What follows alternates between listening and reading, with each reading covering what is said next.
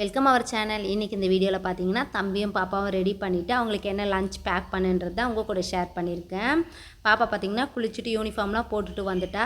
அவங்களுக்கு தலைவாரிட்டு பவுட்ரு போட்டு பொட்டு வச்சுட்டு ரெடி ஆக்கியாச்சு. அதுக்கப்புறம் இன்றைக்கி என்ன லஞ்ச் பேக் பண்ணுன்னு பார்த்தீங்கன்னா வெண்டைக்காய் புளி குழம்பு பண்ணியிருந்தேன். அதில் கொஞ்சமாக தேங்காய் அரைச்சி விட்டுருந்தேன். டேஸ்ட்டு நல்லா இருந்துச்சு.